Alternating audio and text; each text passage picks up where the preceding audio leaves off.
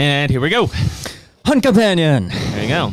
I've seen that catching on more and more in the comments. Hunt Companion. Yeah, there were a couple Hunt Companion comments with exclamation points. Yeah. Hunt Companion. Companion. If you're listening to this, it's October 6th at the least.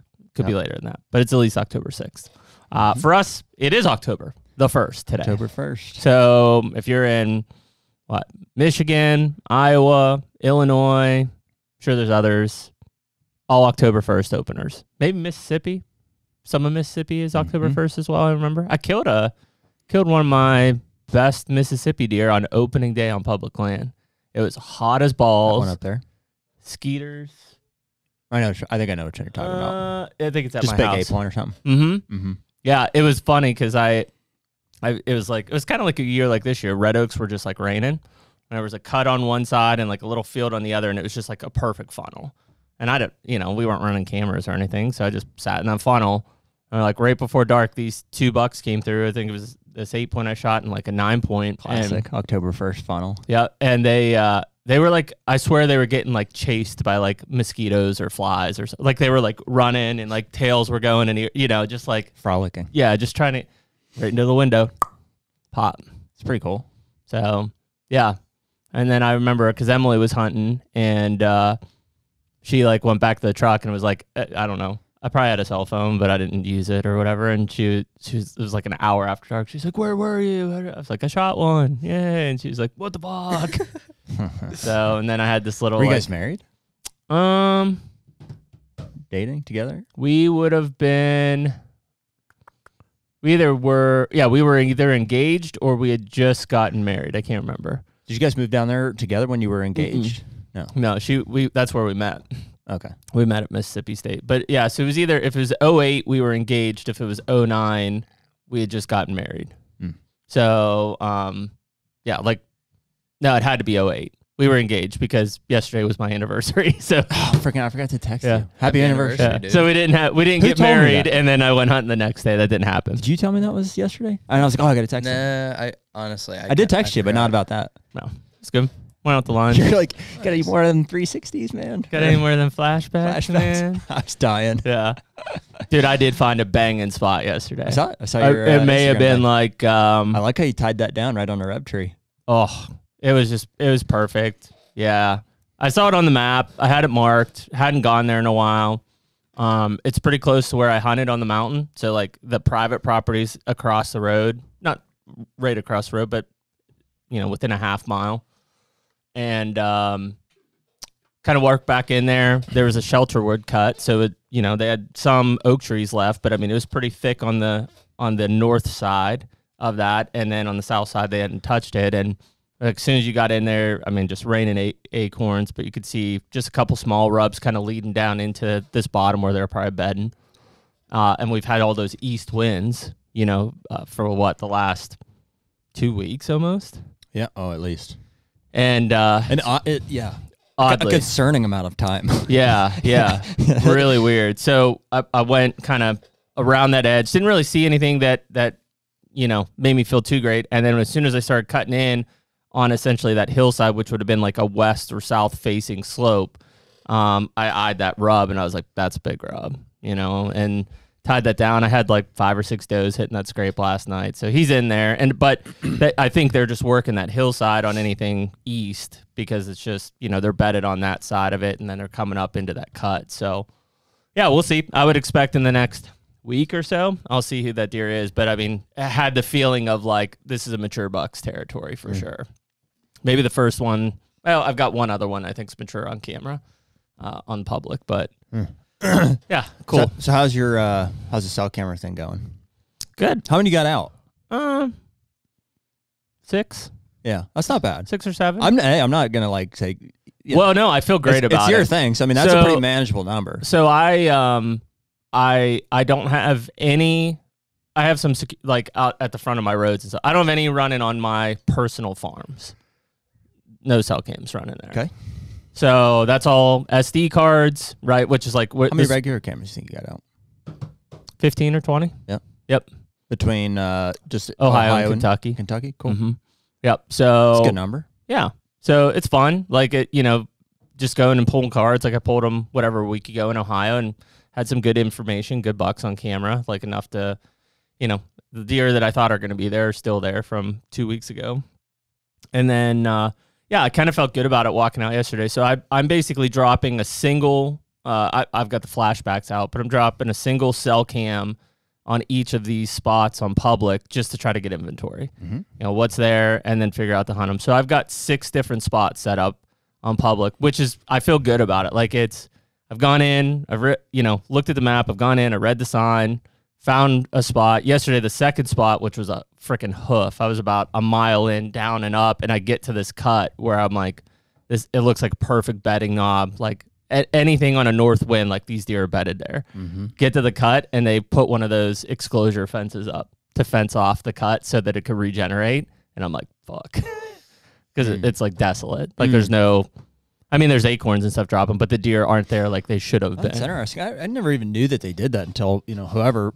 it's large, too. We were talking about that. Almost a 50-acre cut. I measured it before I went in. I'm like, man, if this... It said it got cut in 2022, so like it would have been a 2-year-old cut. It'd been perfect. Like it would have held a lot of deer. And I get down, I go up this hill, I could see like the clearing at the top. I'm like, all right, we're getting into it. As soon as I get there, boom, fence. I'm like, son of a giant fence. What do they put in there? Like a 10-foot fence? Yep, 10-foot high tensile fence. Looks like a high fence. And they put it in when it's right after they cut. Bare. Like there's for sure no deer in there, obviously, right?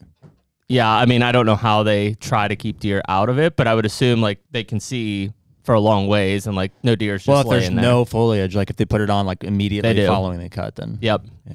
That way it's and so like it's a jungle in there, but man, I even pushed back even further because I'm like, all right, well maybe there's still one there. And I was gonna do a story yesterday of just like I was gonna do a story yesterday of like, hey, like when you're going out and dropping these inventory cameras, if I find an okay spot, I don't put a camera because you're going to, in the back of your head, you're going to think, well, it could be good, right? So it's just another spot to consider, and frankly, it's not going to be good. If the sign's not there historically or new, it's probably not going to get good. And then you're going to have that camera sitting there, and eventually you're going to waste time in the season having to go retrieve it and move it because you're not just going to leave it there. It's not paying off. It's not showing any deer. Like, it's a wasted camera. So if you get into those spots and you're like, it doesn't seem good, don't put a camera. Just leave. What kind of spots are you saying? Just an okay spot. So like if I go in, so that first spot I went into, right? Like clearly there's new sign, which is great, but there's a lot of historic buck sign. Like there's a lot of old rubs. I found one scrape that looks like the licking branch has been used. They're just not pawing at it yet. And another scrape that probably was from last year. So like there's enough sign there to tell me that last year there were deer in there. This year, clearly there's already deer in there. It's a good spot, right? Put one there. The other spot, obviously that fence throws a kink into things, but like I didn't really see hardly any rubs. I think I found 1 or 2 small rubs. Didn't see any tracks. Didn't see any scrapes. Like I'm not going to just make a mock scrape and hope something shows up there.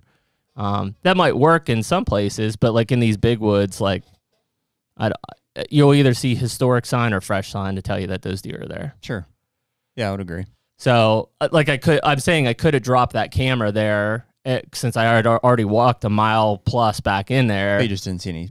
And I would end up going back and getting it in 2 weeks because I wouldn't had shit on it. So no, it's not saying that there couldn't be deer there. I'm sure there are a couple bucks back there, but just nothing indicating the caliber of deer I'm looking for. Yeah. Well, you're right. I mean, that's when we talk about big woods. It's like, I relate it to like bass fishing. It's like, yep. I could just throw your lure in the thing and and hope to catch one. It's like you need to go find structure. You need to go find sign of or reasons that they would be there. So, as opposed to more ag or parcel stuff like when I'm hunting, it's just like if there's woods, there's deer in. Yeah, they're going to come through there. It's a given. Yeah. So it's a different thing. So I was really excited about that first one. I mean, the other ones have all been paying off. I had probably a 2 or 3 year old 10-point show up on one 2 nights ago. Had a couple 1 or 2 year old 8 points show up the other day. I've got bucks shifting. Pretty good. Yeah. I mean, it's fun to see him showing up. I sent you just this morning. That was a Tight Rack showed up. Haven't seen him. I mean, not like I've been running cameras religiously on that product, but I think Jed has. He's run 2 regular cameras, and first we've seen him. Yeah. Last night running up there, and then there's that really nice 3-year-old on the Roberts that shifted over from the shale pit. It's really fun to see those. If you can cover both areas of the shift, it's really neat to see when that happens. That one was like That was earlier. That was like mid-September. So like he shed Steady velvet shift. and then started popping over immediately. And I can't say for sure that I mean, it's possible. I have to look back, but I don't know if I knew that deer as a 2-year-old Being over I in don't that know. area. I don't know. Man, I'm encouraged. Just I've got a really healthy looking crop there of just know 2, 3, and 4-year-old bucks even. You know, I'm like it's exciting. Like for the first time, I feel like I've got kind of like a herd there that I'm sustaining with that grain field and some of the food and your burn cover and we've kept pressure off enough that it's like I feel like I'm kind of sustaining something there. Not on the entire property, but on that one there, on that specifically. So it's been fun. And yeah, man, some of those spots, like you just can't beat. I'm sending you picture after picture of that tin shed gas line. It's just, they're for frickin' there. Yeah. It's a pile of those deer in the background of that. Oh yeah. Yeah. Yeah. Was that where Dale sat the other day? Nobody sat there yet. I'm going to put them in there Thursday night. So, well, here would be this. So here's Hunt Companion material. I'm calling our shot here. I feel pretty good about it. Okay. So tomorrow, Corey and I are going to head up. That's October 2nd. That'll be tomorrow, Wednesday. We're going to go sit Jared and Margie stand, and at 6:22 p.m., I feel like we're going to slip an arrow in that. He's probably like a mid to high mid 30s. He's a 5-year-old 8-point this year. He gave us a slip last year at 40 yards at that same stand today, a year ago today on October 1st. Yep. And for what it's worth, not to interrupt you, Corey said that he's not sure he wants to fill his tag this early. He will when I put that buck in front of him. I was just saying. I talked to him yesterday. Yeah, I mean, I know how he feels about it. That's fine. I'll shoot his bow. I would. The problem is if he doesn't want to shoot it, I'll probably shoot it, and I don't want to fill my tag either yet. But quite the dilemma. Yeah. So, but Yeah. But anyways, I mean, it'd be an awesome deer. It's like it goes back to we talk kill the killable deer. It's a stud. I mean, it's a yeah. Well, and truthfully, I've got some other deer that are of or older than that. That age class or whatever that are just not high scoring deer. And frankly, we need to I need to get some guys to shoot them. That's the problem. And not to exclude myself from it, we as a group need to probably shoot some of those deer. So and that 5-year-old's daylighting. I don't know. I don't have a camera up there. Oh, you just know he's in there. I just in my gut. I just know he's there. Yeah. Yep. Well, not in my gut. I know he's there. I've seen him. I do have a camera at Ray's, and he'll be down there. He's been down there a few times, like in the evening, or whatever. Because that's what he does. He'll get up out of this bedding. It's just, dude. I mean, we'll do like a topography breakdown at some point. I need to like. I guess the Amish don't watch YouTube, so I don't want to get. I don't know about that. Get this spot away here necessarily, but it's just like if you're Amish. It's just yeah. Give us a like, follow, subscribe. It's just one of those like. I mean I get. It's probably this way like in a lot of ag areas, but like it's just textbook. It's a top. It's a clearing. Like we went in there and did a bunch of TSI, and it's been timbered, and it's thick. And it's just where they're laying. It's just where they lay. I've seen. How big is that woodlot? 10 acres. Yeah. Well, no, the woodlot is. I mean, it's a big. It's connected to plenty of timber, a few hundred acres maybe, across on neighbors. Neighbors, yeah. But this little section that I'm talking about is 10, 15 acres. So, but I mean, dude, it's. When you can find those spots, I have 2 of them. That spot and Titshed Gas Line are very similar type setups. I have perpendicular access in relation to the predominant wind, which would be west. Yep. So you're coming in from the north or south? Coming in from the south on this one. Coming in from the north on Titshed Gas Line. These spots are like you can repeat them if you can figure this out. What you need is a leeward facing. Yep. Ridge or flat or and then like I said, to be able to access that from north or south, either through a cattle pasture or just ag ground or whatever. And if you can just get right into that corner, those bucks know it. The mature ones, they'll isolate themselves into that safest corner to where they can see. Yep. And so like this one here, the contingency of us killing this buck is if we can get in clean. Yep. And if the wind will stay consistent for us. Because I firmly believe 1, that he'll be there, and 2, that we'll be within 100 of his bedding, 100 to 150 yards of his bed. Wow. I think I know right where it's at. Like if I were to try to, what's he doing? From an aerial map, if I could drop a pin right now, I bet it could be within. What's 15 pulling yards him through past your stand? What's he going to? I got 2 scrapes there. Okay. There's some big oaks, probably a red up there that's dropping. And then eventually, he's going 1 of 2 ways, so I'm right on a split. Yeah. So if you are with me like this, his bed is here. Mm-hmm. And on a west or north wind, he's like this. He's going to come out and he's going to walk down this trail, and he's either going to split and go out to a standing bean field, and there's some oaks out there, shot at 20, or he's going to split and go to a grapevine or a vine scrape that I put in, and then down to a brassica field, shot at 15. Yeah. Last year, I moved the stand in April. Yep. Yeah, I remember. And that's when he found the shed. You found a shed out there, right? When you were moving Not that his. stand? No, it wasn't his. I may have found a shed. Yeah. I can't remember, but I knew because Corey and I hunted that stand, and that's what happened. He slipped you. He went this way, and I was like, of course, that's, and he went right up into the brassica. So in April, I moved the stand to 10 yards to the north. Yep. So it's slightly more. We're in there, but it's a good cover tree, and now we can shoot both those directions. Mm-hmm. Yeah. I mean, and we're coming off of 5+ days of rain. I just really don't think he stands a chance. I think he's done. If he's in there, he's probably going to come right through there. Should. I think he's done. What's this? I'm not a bettor. Is it a parlay or what's a? Parlay. So what would be to 1 up? So the next day on Thursday. Yeah. So that if you're stacking them, that would become the parlay. Here comes a parlay then on Thursday. Watch out, Dave Portnoy throwing the parlays. The parlay would be on Thursday. It's going to switch to a south wind, and I'm going to put Dale in the tin shed gas line. Mm-hmm. This buck is not as, because I do have a camera on this one here, and he has been there in daylight, but we'll see. I don't know if he's as predictable.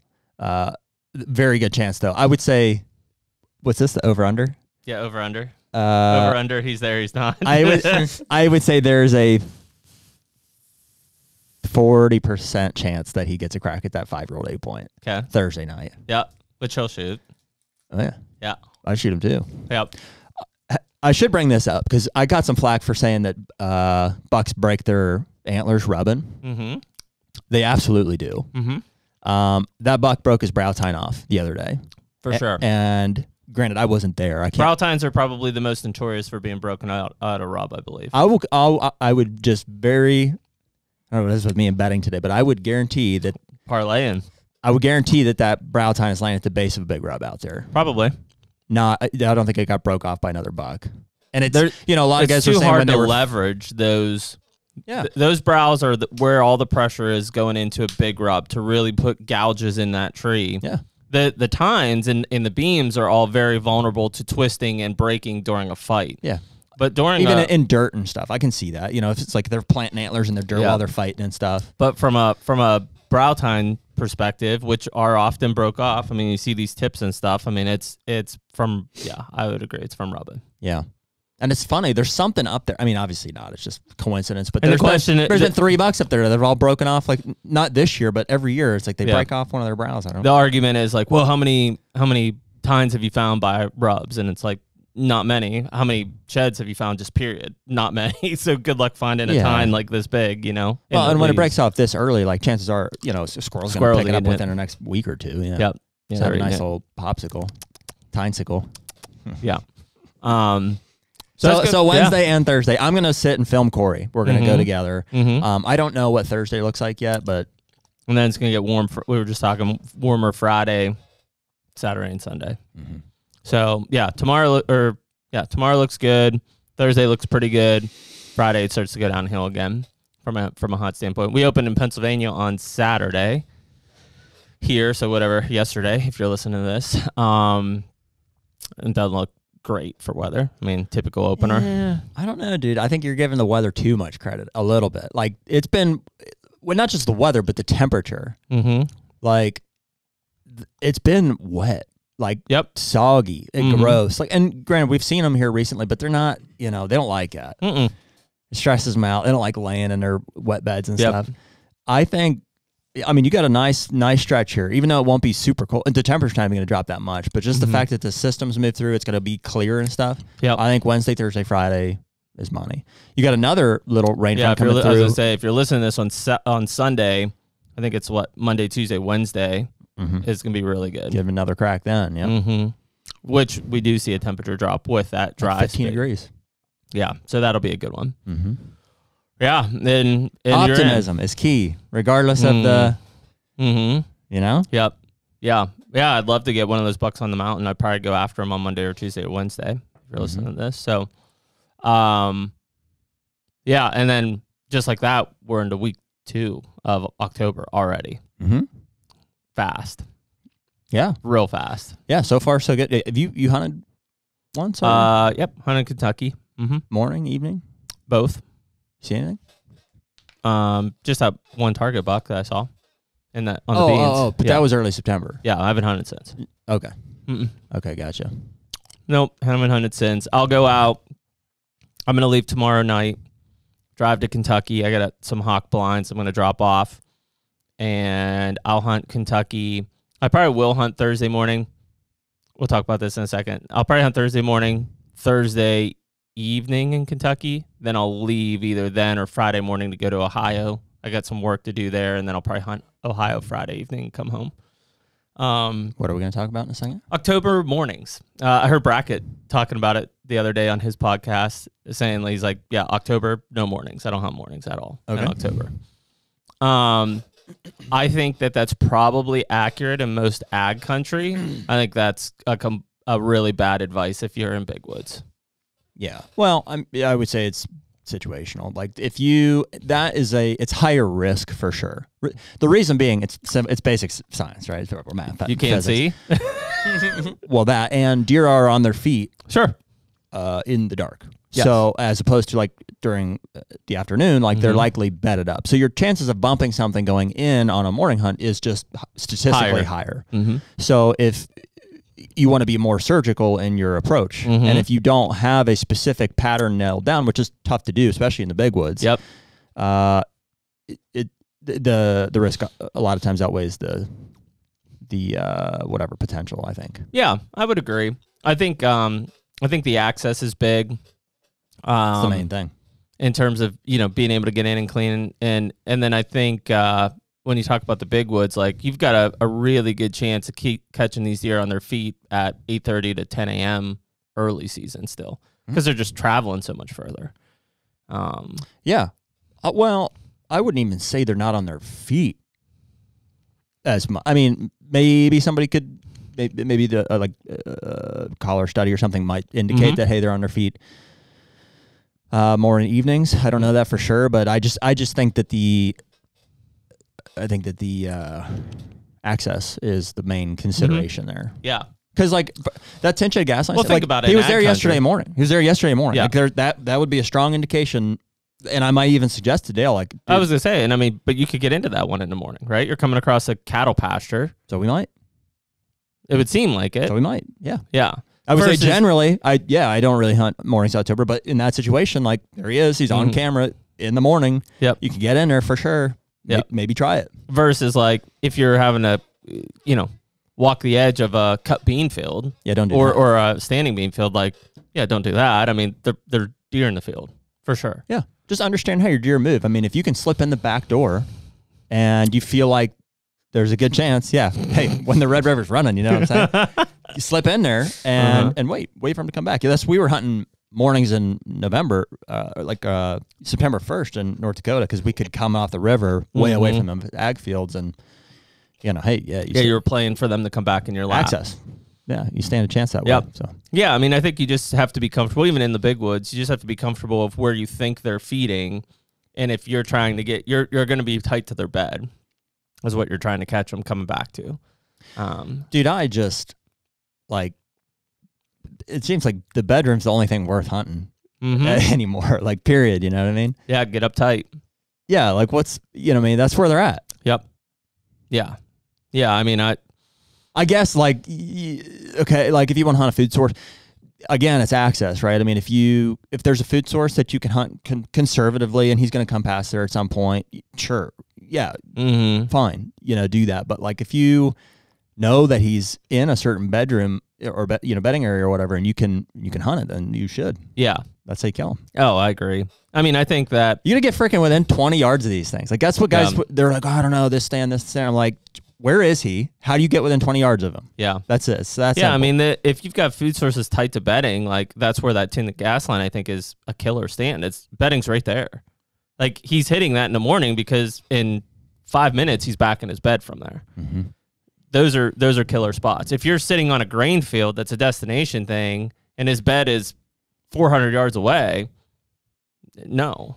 Like, I mean, maybe you catch him in the evening, but even at that point, it's going to be like last light. Like you're at the point where he's going under darkness. Sure, a lot of guys think this way, but our conversation with Pat Reeve was memorable because he was like, here's how I break down a farm. I find the bedding areas, and I'm like, yes, that's it. Like you can turn your whole farm into be like, where are these bucks bedding? And on my farm, it took some years to figure it out and some manipulation with the chainsaw and stuff. But like, I could take you right to these properties and be like, boom, boom, boom, boom, boom. They're in one of these spots. Yep. And okay, which of these have reasonable access that I can get in and out of, on prevailing winds and stuff. And that's where you kill them. Yeah. That's where you kill them. Yeah, I think that's where the big wood stuff's harder, especially if you're hunting public or whatever. Like you don't have manipulation, you're just finding those cuts, because it's just like everything else is wide open hardwoods. Like they're bedded in this thick stuff. That's just where they're at. But it's the same thing. In that same sense. thing. It's like he's here, right? This is all wide open hardwoods. This is a cut. He's in that cut or somewhere in there. Maybe it's a 30-acre cut and it makes it harder, but I mean he's in there. My Ohio place is tough this year because it's like all bedding because of the timber cut last year. Yep. I mean, there's some areas Well, I was looking like that we did almost some clear cuts of like pines, and it's thick as balls. Well, that's fine. So in a situation like that, that's almost more like a Glasgow. So in that case, I would say, fine, put little micro plots in there, and that's probably more of a rut farm in Which that is case. what I did. Yeah, so just hunt your little food plots, and they're going to pop out there and check for does, in the pre-rut phase or whatever, and kill them then. Yep. Yeah, I mean, when I pulled those cameras last time, I have a ton of daylight movement on that property because I'm not there, and it's thick all over, and they're just little food plots that they pop out to. Perfect. I love those kind of farms. Yeah. Yeah, and although they're cutting 40 more acres next to me, so we'll see how that messes with the deer. I think it'll just push them all onto me more, but I assume it will. Yeah, so we'll see how that plays out. But yeah, so I mean, I think it's we kind of have these. We've had a prolonged low pressure system. We've had a lot of rain. I mean, this hurricane just like doesn't seem to like leave. It's just here. Praise the Lord. Yep, thank God that we actually have some freaking rain. Yeah, dude, it wouldn't be the HUNTR Podcast if we didn't talk about food plots. Looking good. Oh, just what a sigh of relief. I just thought, man, they're just getting the Nebraska plots especially going to be toast. Clover was all drought out and stuff, and this rain here, we've got enough of it that it's like just explode. My rye all caught. That'll do. Looking good. Yep. Yeah. So I'll be interested to see what Ohio looks like. That's why I was saying I don't know if I'm going to drill or if I need to. My Kentucky drilled stuff looks great. It's coming up perfect. Looks great. Perfect rows. So yeah, I mean we've caught enough rain here.